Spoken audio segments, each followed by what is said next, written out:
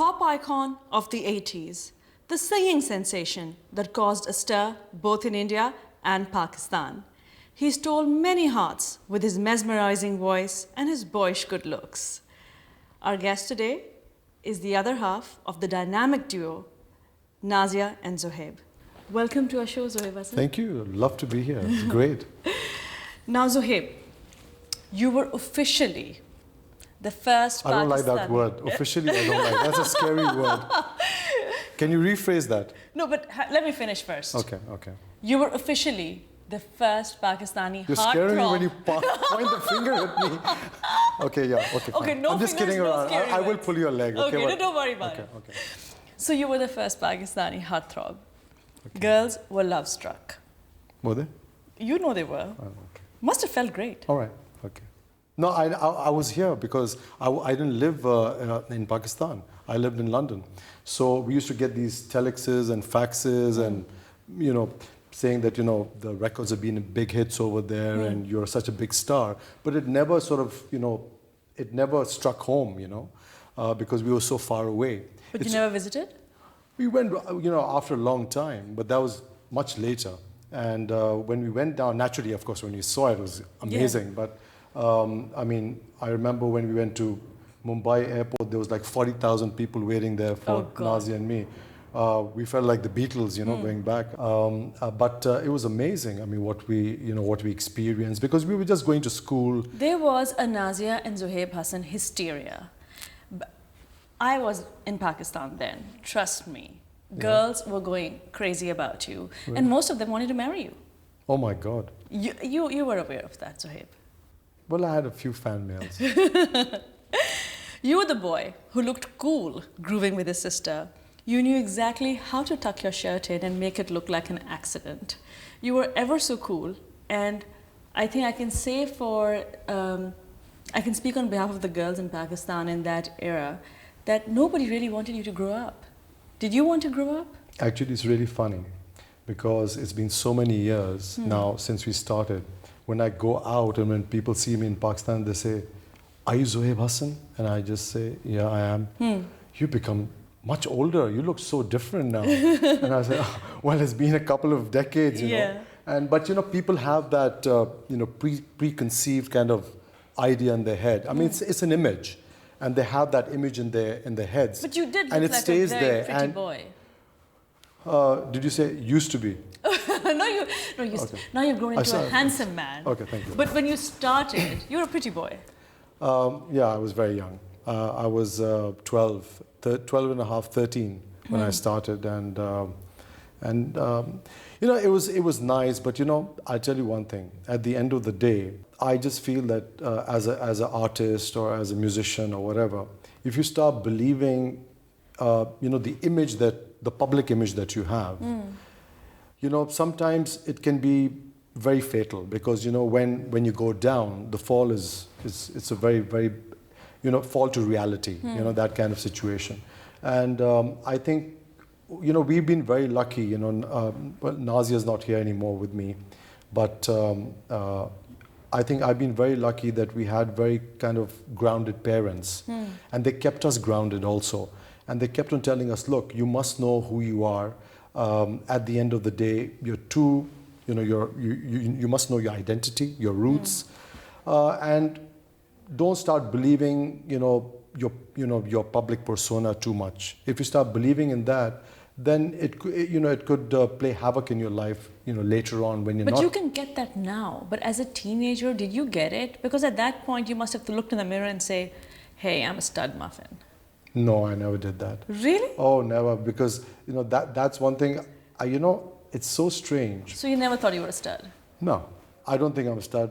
I never was. I don't think I'm just a normal person. And it's just that I was doing a job I was doing a job like anybody else. I was doing concerts. Yes, the reaction was great. When I used to tour, I remember when we went with Amitabh and Zeenat Aman and Parveen Babi, we did like 30 shows around America. And Amitabh was on the first... How was your experience amazing. working with Parveen Babi and Zeenat Aman? The amazing experience working with Amitabh, he said to me, he he was very supportive, and he was backstage and he was sitting on the side, and he said to me, he said, "Zoheb, go get them, do a good job. And I was so tense. I just didn't know what to do, And there were like 25,000 people in Toronto Maple Leaf Stadium. And I was petrified. And that was like my first performance after Star, the film. Yes.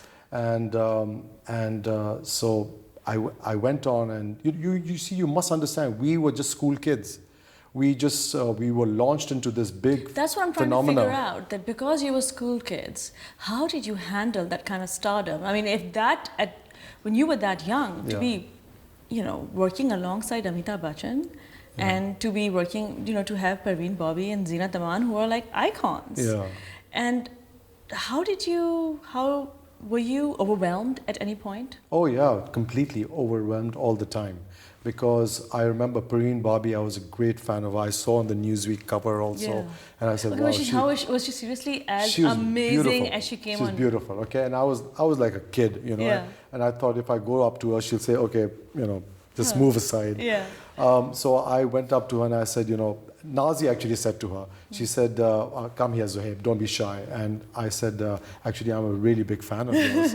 And so I said, "My name is Zoheb, and I'm doing the show also with my sister." So she said, "Of course I know who you are, Zoheb." And she said, "I love the film Star." Oh. And I said, "You actually know who I am? That's amazing." And it's like, it was like I said, it was a thrill for us. I mean, we were just school kids. But when did your interest first develop in music? Well, Prior to Nazia? I was never interested in music. I hated music. Do you know that? Yeah, I did read that. I never liked music. I was always, I wanted to become a tennis player.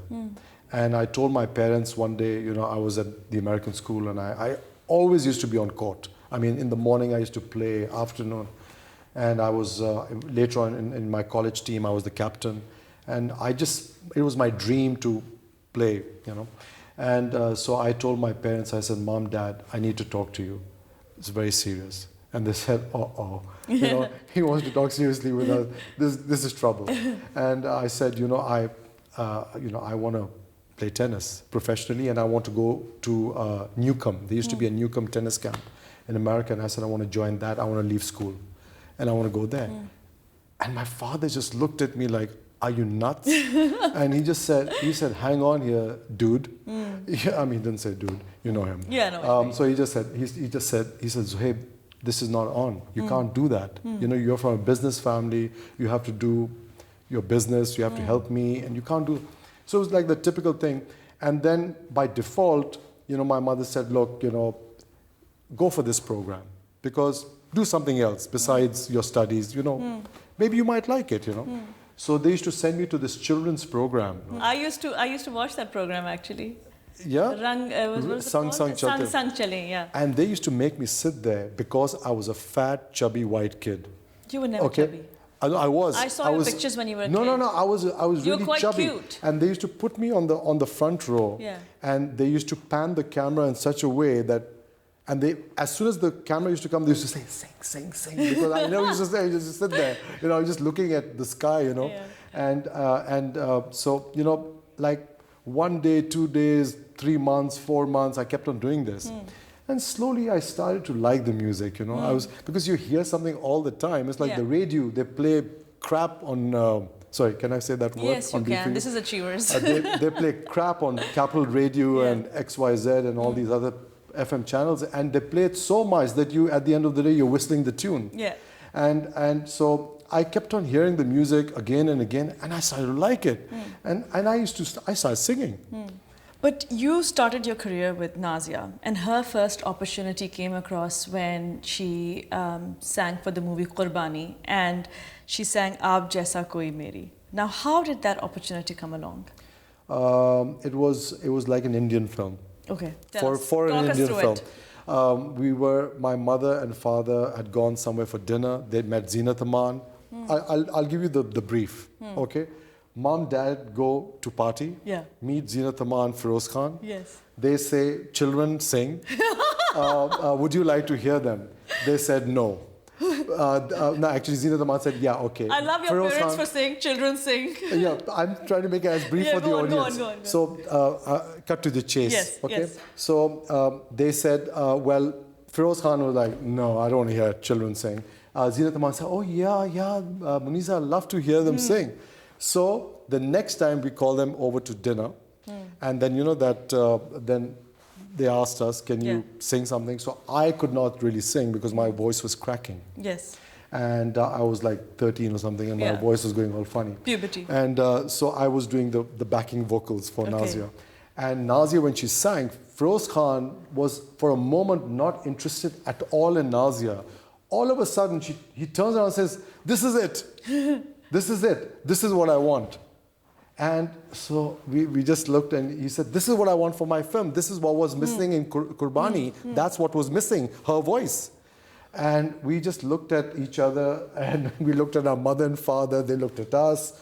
We all looked at Zeenat Aman, and it was we were all staring at each other. And the guy, he said, tomorrow, you people are coming to the studio, and she's singing my song. So it was luck, chance, accident. Yeah, but it wasn't that easy, okay? Then it continues on. Then what happened, when we went to the studio, Bidu, the music director, the music producer, he was mega. I mean, at that time, even at that time, Kung Fu Fighting, Tina Charles, this, that, whatever. And we went into the studio, two bratty little kids. Okay, we went there, and he played us Boney M's remix Indian version. Oh, I love Boney M. I love them too, but not with Hindi lyrics. Okay, I mean, they played us that, and I tell you, it was the most atrocious thing I've ever heard in my life. And so they asked us, can you sing this? And Nazia said, no, I'm not going to sing this. So Feroz Khan just choked over there, and Bidu, with all his cool bit, and he just turned around and said, excuse me, so, this girl's not going to sing my song. And he said, no, I'm not going to sing the song because it's not original. I don't want to sing someone else's song. This is Boney M's song. People are going to laugh at us. So at that young an age, you knew, hey, I'm not going to sing that because I'll be made fun of. Yeah. Oh, that was quite a mature approach. Actually, we knew what we wanted to do by that time. Okay, more or less. Yeah. Okay, and we had a sound in our mind, and we wanted that sound. So we then Bidu said, okay, if you don't want to do that, what do you want to do? Sing something, sing a tune that you made. So she said, Zoheb, the tune that we made, should we sing? So we sang that, and he said, that's really good. And have you got more? I said, yeah, I've got tons more. And I played him like 8-10 tracks. I played him Tere Kadmo Ko, Chumunga. I don't know whether you've heard that. Of course, Tere. I played him Chehra, Zara Chehra to Dikhao. But listen, hang on. How old were you then? I was 13 and a half, going on 14. At 13, how did you have Chehra? Yeah. Like you had the tune for Chehra? Yeah. Are you kidding me? Yeah. I was. I honestly did not know that. Yeah, Chehra was amazing. Yeah, I know. And like you just sat and played with your guitar. Yeah. I still find that song very boring. I always song because people used to laugh at me. I had some musicians. So you produced music. I tell you, I had the opportunity to work with some of the best musicians in the world. Zoheb, we'll have to go for a short break. See you soon.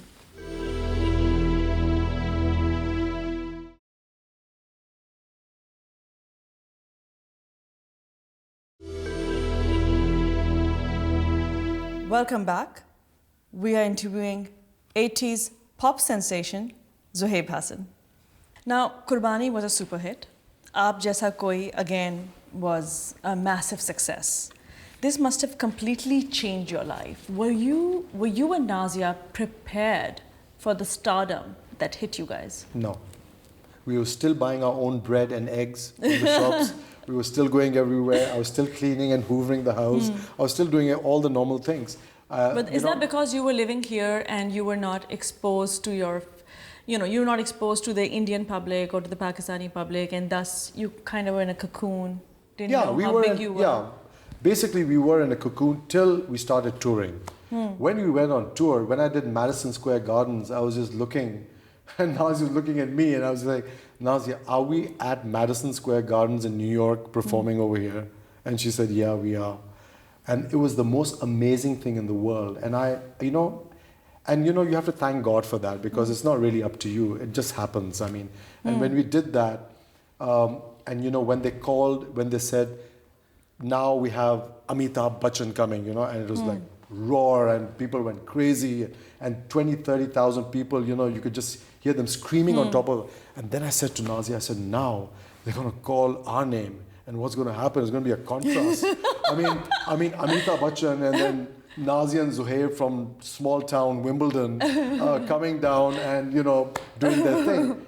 And, he said, Ab aa rahe hain, wo, there used to be radio mein something Siani, and Amin Siani or something. And he announced, Ab aa rahe hain, Nazia or Kurbani or Disco Devane or whatever, the intro.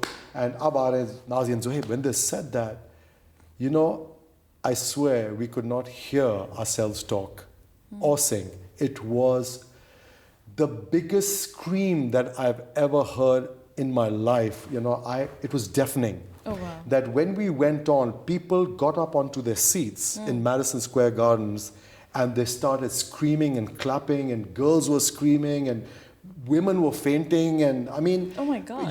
Disco Devana. It's a proper rock star moment. It was. We had never seen anything like that. I think it wasn't an Asian thing. It was a very Western kind of thing, and it was amazing. It was amazing. You see, Nazia. I don't want to take credit because I was okay. I was at the back. Well, I can assure you, all those girls didn't just come to see your sister. No. Seriously? She was. For me, Nazia was. Nazia was, iconic, no doubt. She's a But however, superstar. you had a strong female following, Zoheb. Yeah, the people appreciated it. Yes. Women appreciated you.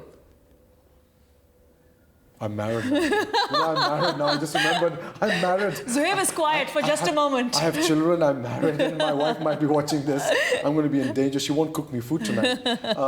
Anyway, no. But I'm just saying that it was great, and it's silly to talk about it now. It's not silly to talk about it. I disagree. You are a friend, okay? Otherwise, I'll tell you, I would have not done this TV show. I don't do TV shows at all. I know. After Nazia's death, the only thing I did was a tribute to Nazia.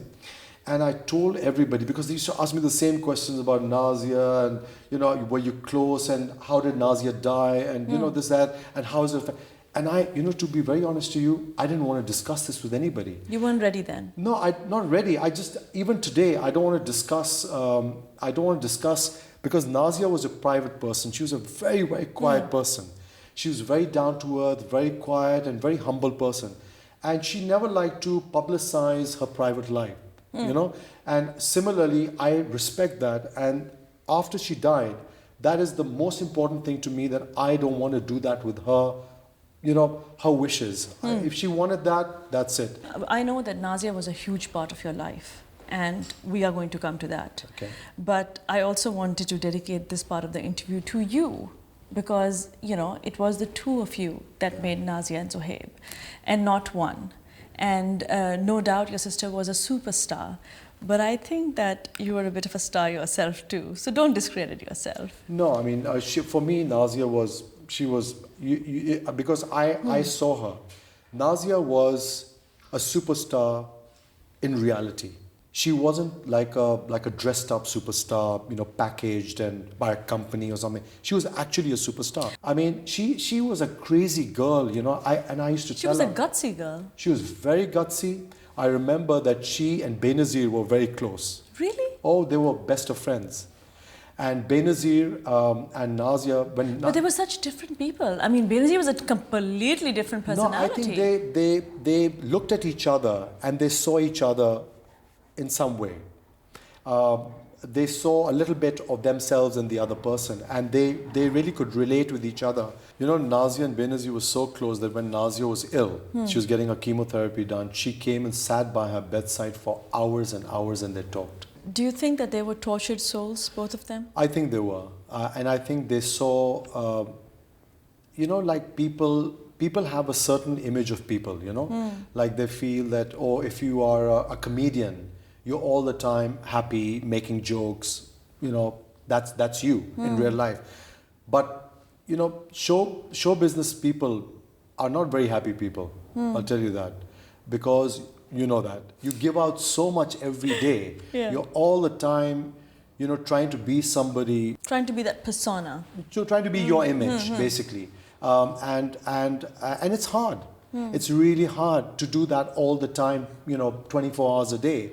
People see you in a shopping mall and they say, oh, there's XYZ, and oh, let's get the autograph. And maybe they have a bad day or something. They're human beings. And so I think, Nazia and Benazir, they had a lot of pressure on them to be somebody like that. I mean, it's a very kind of pressured position, and I think they got on very well because of that, because they could see that in each other. Do you think it's because they both were unhappily married? Could be. Because Benazir was quite unhappy. Yeah. I think that could be it.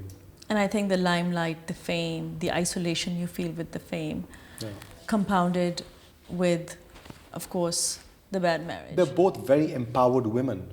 Very empowered women. They are high achievers to the extreme. But there was a difference. Benazir's empowerment was more in your face. Yeah. Nazia's wasn't. Nazia's wasn't. Nazia was like a gentle soul. She was empowered, but I don't know how to describe it to you from the outside, looking in. She seemed, I don't know, just there was something very serene about her. Yeah, she was very subtle. I mean, she was very, she was very quiet, kind of reserved kind of person, And Benazir was also, she wasn't very talkative, unless she was making a speech or talking. But Benazir was a very nice person also. She was one person who I would have loved to interview, but unfortunately. She came to my wedding. Achha. Oh yeah, she came to my wedding. She was very busy that day. And Nazia called her. She said, Bibi, I really want you to come. It's Zoheb's wedding. She said, sweetheart, I cannot come for the wedding, but I'll come for the dholki today. And she came to the dholki, and that guy, Begum Nawazish guy? Of course, Begum Nawazish Ali. So we introduced him there. That's where he did his first thing on Benazir, to Benazir. Oh, wow. And that's how he got his break. Oh, fantastic. Yeah. And even Adnan Sami Khan, yes. I helped introduce him also. We were doing a show in Dubai, in Abu Dhabi actually, at the marina. And my musician, he knew him. So he said, I've got this guy who plays keyboards. So I said, yeah, sure, he's Pakistani. I said, sure, call him over. And he came and he played me all these tunes and in English. But Zoheb, you opened the doors not just for Adnan or Begum Nawazish Ali. You opened the door for you. There was a pop revolution after Nazia and Zoheb. Vital Signs were there because of you guys. Vital Signs, Jupiters. I don't think they were there because of us. But yes, You opened the door. Zoheb, you can't be humble about it. You changed the way music was perceived in India and Pakistan. All of a sudden there was this disco-inflected music that we had never heard of. That's why Disco Diwani was such a huge hit, because nobody had heard anything like that before. Well, in retrospect, I'm so happy that we were in a position to be able to do that. Because, it's good that new people come in, and it's great. I think God gave us the opportunity to give other people opportunity. That's the biggest thing that you can do in life. But that's not the only thing. It's not that you guys created a new kind of music. The fact that you were the first Pakistani stars to actually make it big in India, and not only India, but the Middle East and Portugal and so on and so forth, that's quite big. You hopscotched ethnic and national boundaries. Yeah. You want to give you a brief on, people tell us, and it shocks me that, okay, like the music company guys used to come and tell us, do you know what you've done? I said, no. What have you done? Oh, by the way, you sold 68 million records. I said, right. So what does that mean? You get 8 double platinum discs, 24 gold discs, and etc., etc. I said, great. It doesn't really, Did you have a good management? No. We Why had is no that? management. How did you operate without management? Or how did you go about your business? We didn't. Then who did? We lost, we are told, hundreds of thousands of pounds in royalties. We had absolutely no management. There was nobody to guide us except for my mother and father, my mother was keen, but my father was not that keen in our music thing anyway. And it was just trial and error. Really? Yeah. But what about the record label? Didn't advise you, guide you? No, record label's job is to make as much money out of an artist and exploit them to the maximum without them ever feeling that they've been exploited. So there was no money made? Like the contracts were so like elaborate. I mean, I understand contracts now because I mean, I'm a business major. I've done a bit of law. I've done certified accountancy. There were such complicated contracts. I mean, we had contracts this thick, right? And not one. We had territory by territory contracts. So are you saying your record label exploited both you and Nazia? Yeah, that's their job. That's what they have to do. They have to make money out of you. So they do that. Nazia was an empowered woman. Why did she suffer in silence? To be very honest with you, I hate Nazia for that. Why didn't she tell anyone that she was unhappy? He used her name. He still uses her name till today. She had a huge dagger in there. No! She had come to kill me. Fame has highs and lows. What was the More lows than highs. What was the downside of fame?